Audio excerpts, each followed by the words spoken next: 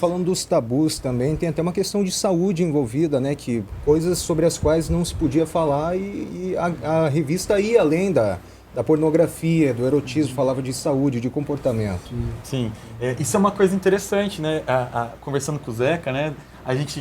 Eu gosto, tem um trecho que o Zeca trabalhou num artigo nosso, que ele fala assim, né? Não tinha para quem essas pessoas tirarem as dúvidas, né? Eles vão tirar dúvida na escola, na igreja, né?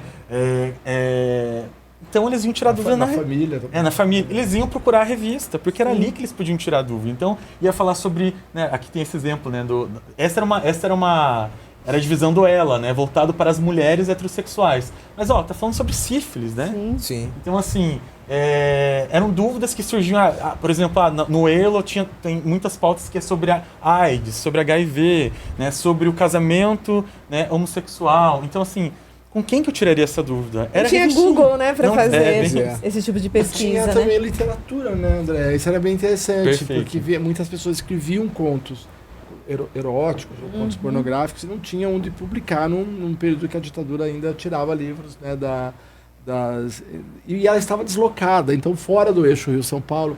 Tem um detalhe curioso, gente, que é assim... Até faleceu agora esse senhor. O Faruque, ele adora contar essa história.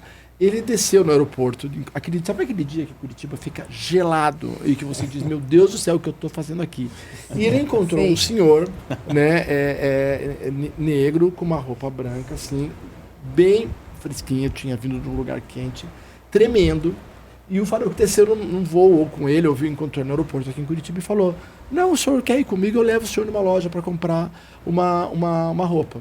E eles ficaram amigos, esse senhor era simplesmente o censor mandado pela Polícia Federal para ver, porque eles tinham que mandar as revistas para Brasília. Então ele veio aqui, acabou ficando aqui e ele avisou lá que ele faria despachar as revistas ou não. E daí eles tiveram mais liberdade, não podia ter piada de padre, de militar, né? Não podia colocar o padre militar na cama, por exemplo, ou vice-versa, qualquer das posições que fosse, nem podia mostrar dois peitos, só meio peito, nem uma nádega inteira, só meia nádega. Isso era a regra, né? E eles, seguindo a regra, eles conseguiam publicar sem ir para Brasília, o que deu para a Grafipar uma liberdade, porque eles não... Todos os outros estavam lá esperando em Brasília, sentados, para ver se liberava. Se ia passar, né? Não ia, né? Não ia. E aqui passava e vendia nas bancas de revista. Né? Acho que por isso que quando a gente pega, né, a gente vê uma edição, né, a gente às vezes fica perguntando, meu Deus, como é que isso, né? Passou, né? Passou, né? Como é que isso estava sendo ali comercializado, né, divulgado?